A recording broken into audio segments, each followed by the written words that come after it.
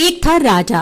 राजा जी लकदक कपड़े पहनकर यूं तो हजारों रुपए खर्च करते रहते थे, पर दान के वक्त उनकी मुट्ठी बंद हो जाती थी। राजसभा में एक से एक नामी लोग आते रहते थे, लेकिन गरीब, दुखी, विद्वान, सज्जन इनमें से कोई भी नहीं आता था, क्योंकि वहां पर उनका बिल्कुल सत्कार नहीं होता था। एक बार उस देश में अकाल पड़ गया। पूर्वी सीमा के लोग भूखे प्यासे मरने लगे। राजा के पास खबर आई। वे बोले, यह तो भगवान की मार है, इसमें मेरा कोई हाथ नहीं है। लोगों ने कहा, महाराज, राज भंडार से हमारी सहायता करने की कृपा करें, जिससे हम लोग दूसरे देशों से अनाज खरीदकर अपनी जान बचा सकें। तो राजा ने कहा, आज तुम लोग अकाल से पीड़ित हो, कल पता चलेगा कहीं भूकंप आया है, परसों सुनूंगा कहीं के लोग बड़े गरीब हैं, 2 वक्त की रोटी नहीं जुटती। इस तरह सभी की सहायता करते करते जब राज भंडार खत्म हो जाएगा, तब खुद मैं ही दिवालिया हो जाऊंगा। यह सुनकर सभी निराश होकर लौट गए। इधर अकाल का प्रकोप फैलता ही जा रहा था।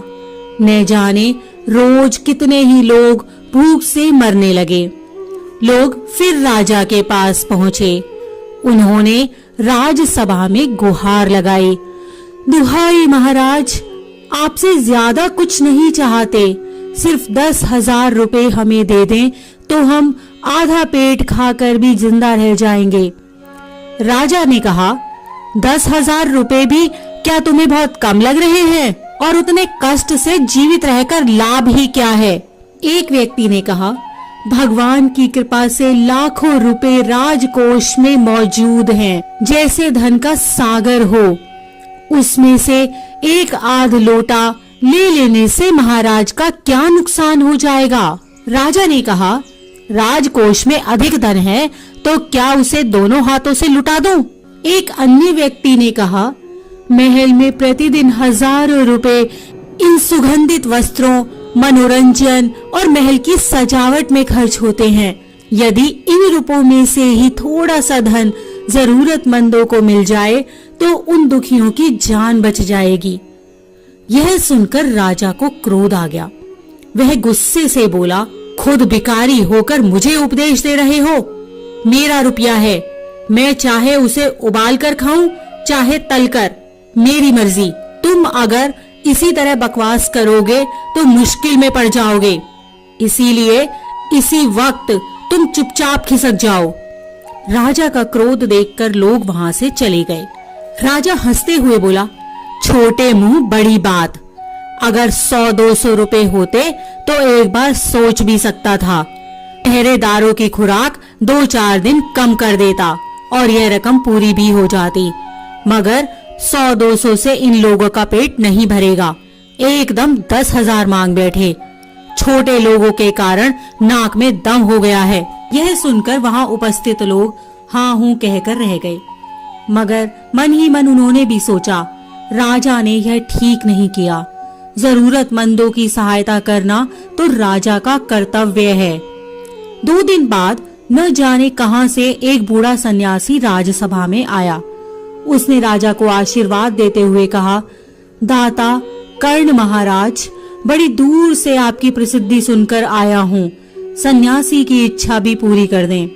अपनी प्रशंसा सुनकर राजा बोला, जरा पता तो चले तुम्हें क्या चाहिए, यदि थोड़ा कम मांगो तो शायद मिल भी जाए।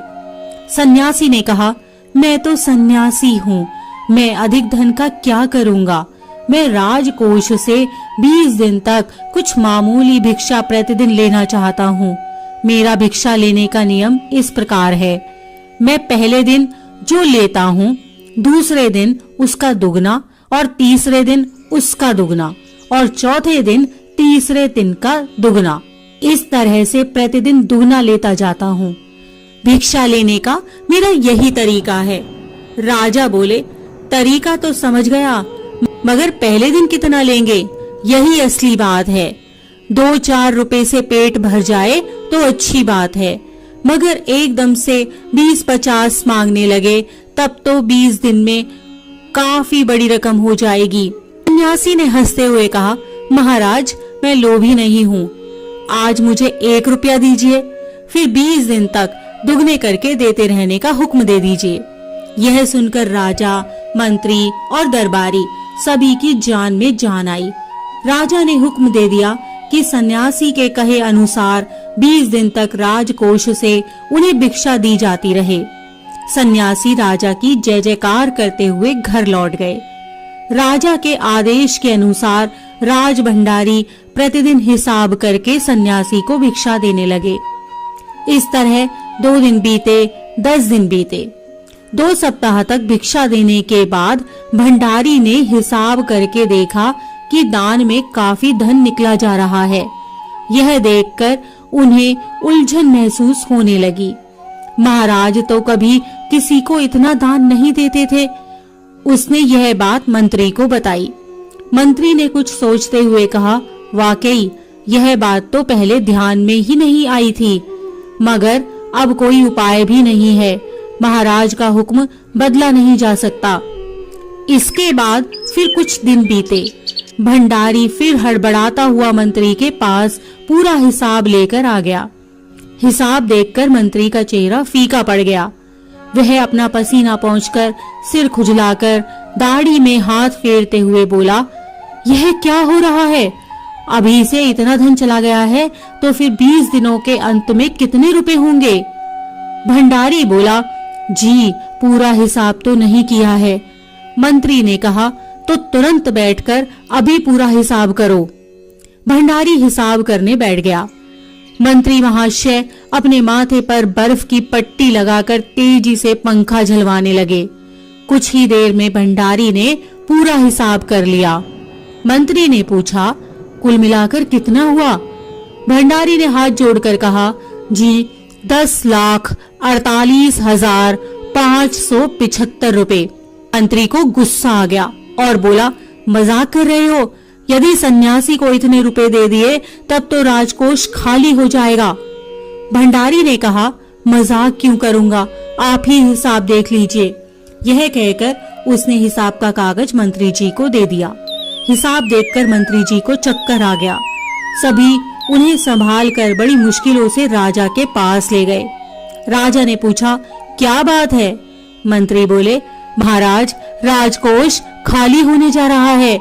राजा ने पूछा, वह कैसे? मंत्री बोले, महाराज सन्यासी को आपने भिक्षा देने का हुक्म दिया है, मगर अब पता चला है कि उन्होंने इस तरह राजकोष से करीब 10 लाख रुपए झटकने का उपाय कर लिया है। राजा ने गुस्से से कहा, मैंने इतने रुपए देने का आदेश तो नहीं दिया था, फिर इतने रुपए क्यों दिए जा रहे हैं? भंडारी को बुलाओ। मंत्री ने कहा, जी सब कुछ आपके हुक्म के अनुसार ही हुआ है, आप खुद ही दान का हिसाब देख लीजिए। राजा ने उसे 1 बार देखा, 2 बार देखा, उसके बाद वह बेहोश हो गया। सब परेशान हो गए। काफी कोशिशों के बाद उन्हें होश में आने पर लोग सन्यासी को बुलाने दौड़े। सन्यासी के आते ही राजा रोते हुए उनके पैरों पर गिर पड़ा।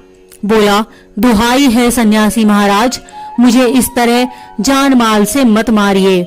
जैसे भी हो एक समझौता करके मुझे वचन से मुक्त कर दीजिए।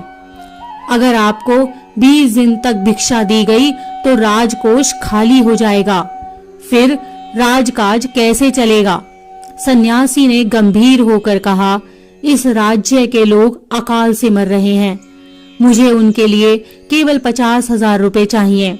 वह रुपया मिलते ही मैं समझूंगा कि मुझे मेरी पूरी भिक्षा मिल गई है, बस मुझे और कुछ नहीं चाहिए। राजा ने कहा, परंतु उस दिन एक आदमी ने मुझसे कहा था कि लोगों के लिए 10,000 रुपए ही बहुत होंगे। सन्यासी ने कहा, मगर आज मैं कहता हूँ कि 50,000 से 1 पैसा कम नहीं लूंगा। राजा गिड़गिड़ाया, मंत्री गिड़गिड़ाए, सभी गिड़गिड़ाए, मगर सन्यासी अपने वचन पर डटा रहा। आखिरकार लाचार होकर राजकोष से 50,000 रुपए सन्यासी को देने के बाद ही राजा की जान बची। पूरे देश में खबर फैल गई कि अकाल के कारण राजकोष से 50,000 रुपए राहत में दिए गए हैं। सभी ने कहा, हमारे महाराज कर्ण जैसे दानी हैं। इसी प्रकार की अन्य व्रत एवं पौराणिक कथा कहानियों के लिए हमारे चैनल को सब्सक्राइब और शेयर करें, ताकि आप भी दूसरों तक इन्हें पहुंचाकर धर्म लाभ प्राप्त कर सकें।